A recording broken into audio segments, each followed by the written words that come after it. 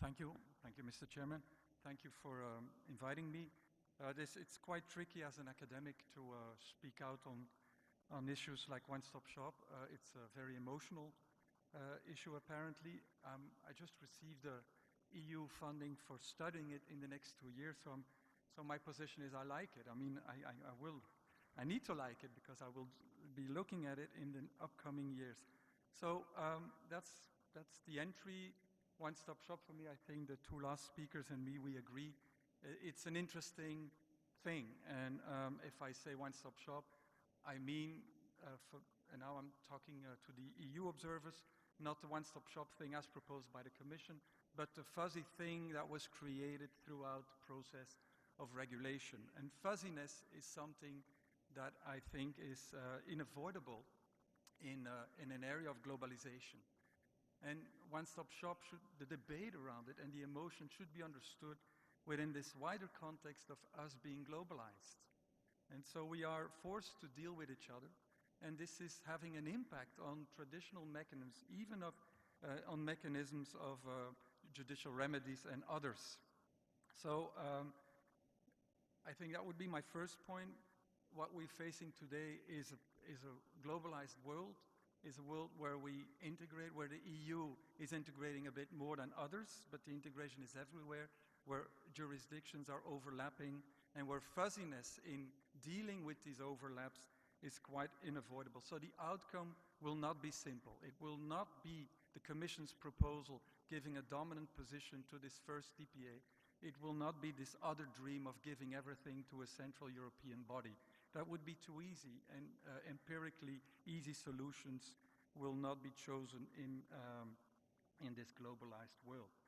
Second point is that it's clear by now, and the resistance of many DPAs has brought this to the forefront, that the one-stop shop should be looked at from the different perspectives. The first being the perspective of the corporations, the other one being, of course, this one of the individuals, and a third one perhaps this of the DPAs, the local DPAs. I don't know whether that third perspective is a solid autonomous perspective. That's something I want to find out in the future. But when the corporations will tell us in a couple of years whether it works for them or not. And if it doesn't work, let's not do it, and because it's basically meant for them. So that would be that's something we should look at. Will it work? Does it work? And if it doesn't work, we can stop. Then the individuals. I think it's indeed the most sensitive point. There is a report of the Fundamental Rights Agency at the registration, access to data protection remedies in EU member states. EU data protection and remedies for individuals are not a success story. So we have to take this very seriously. If not, there will be a full chapter on one-stop shop in the next FRA report on access to data protection remedies, and it will be an enormous responsibility. So I think the position of the individual should be looked at, and I will come back to that. The third point I want to make is that the one-stop shop is not going to work in ideal circumstances. We have okay, don't look at me, look at the PowerPoint. But so there is this idea that with the regulation we will have a harmonized European landscape, but I tend to disagree. There has been a lot of harmonization, but apparently it was impossible to do it all. And in my opinion, even with an impressive chapter on administrative enforcement, there's still a lot lacking in the text as they stand today. I have written a smaller article on it. If you only look at the use of criminal sanctions, that isn't harmonized at all. So we will continue to have a landscape where some countries work with a lot of EU criminal sanctions, and others will work with almost no criminal sanctions, and that will also add to forum shopping. And it has been simply forgotten, in my opinion, due to many reasons. And one of them is the difficult relation the EU has with adopting criminal law sanctions. So in that context, we cannot say that there has been a full harmonization of the enforcement chapter in the regulation. And it's in that context that the most burning questions about this one-stop shop will arise. So that's my third point. The one-stop shop is not going to work in ideal circumstances. Now, to make a long story short, I decided to be black and white, and identify some reasons why we should give it a try. And so perhaps that might be a shocking starting point, giving something a try in an area that touches individual rights. But I think we should nevertheless consider doing it. So for me, the one-stop shop idea is respectful of the idea of a single market.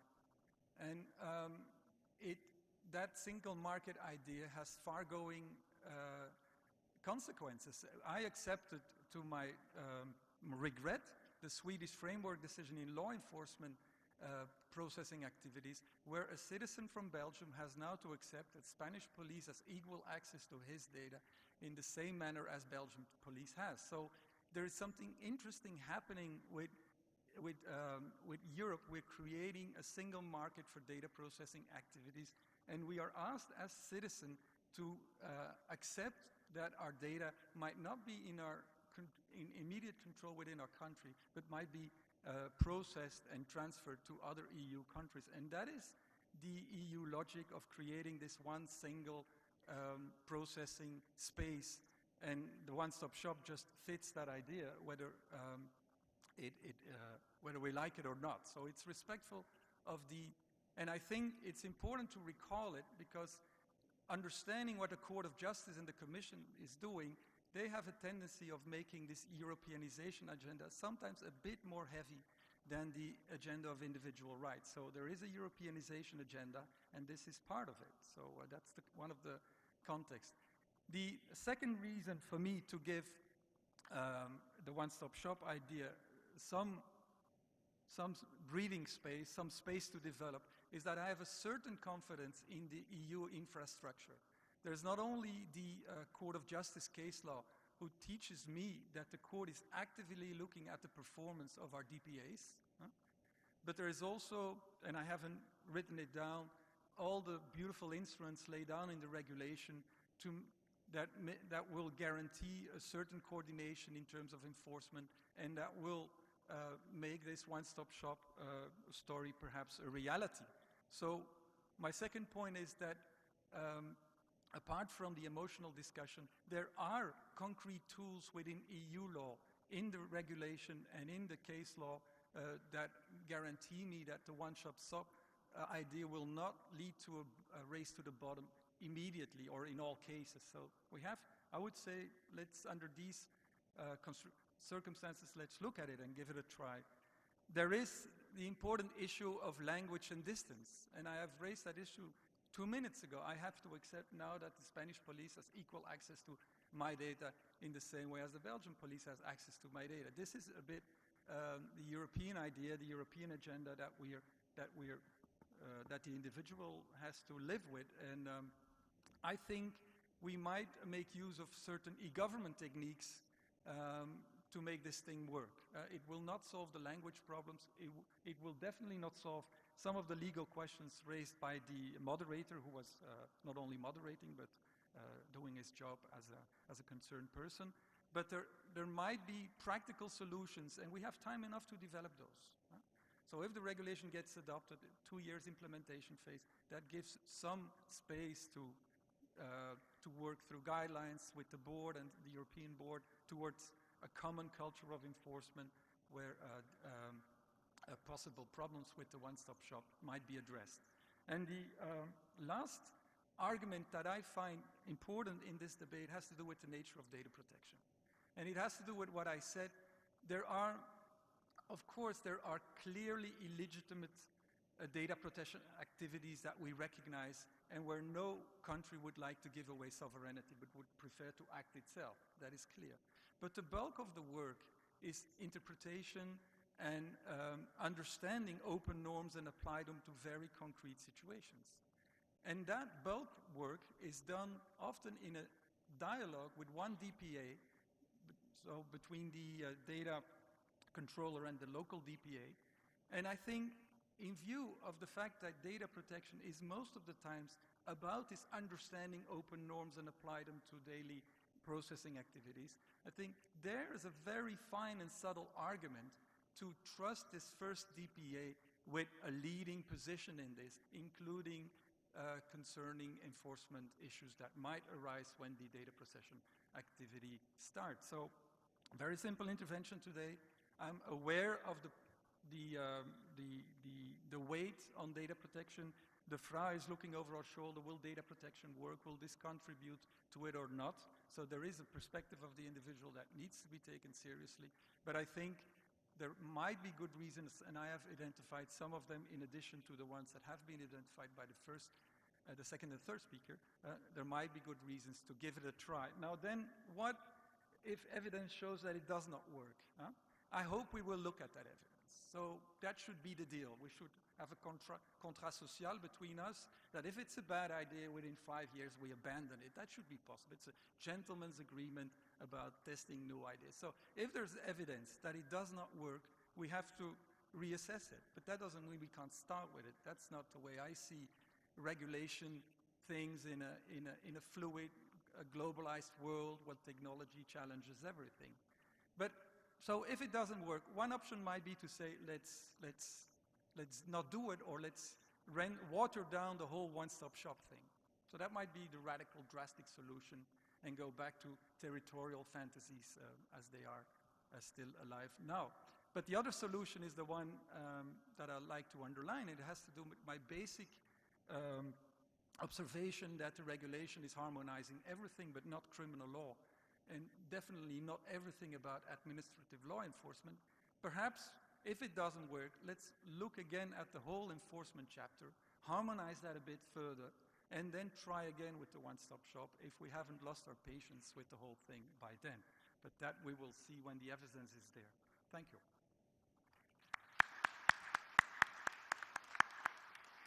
Thank you for your contribution. There are a lot of points that I would like to comment in all contributions. But I want to pick up only two before give the floor to open the discussion to the assistants. First of all, a little remark to Paul. I think you cannot distinguish between the position of the DPAs and the position of the individuals, because the position of the DPAs is our function, is to protect the rights of the individuals, and our points of view are lead to this aim. The second point is trust is necessary. That's Eduardo also said. But we have trust to all our colleagues, and we made collaboration, and we make decisions together. But as I tried to show, there are other problems. There are practical and legal problems that we cannot resolve only with trust. I agree that the idea from one-stop shop is correlates to one single market, and we are trying to achieve a situation parallel to this one single market in the data protection area. But the big problem is that the attribution of the competence for the decision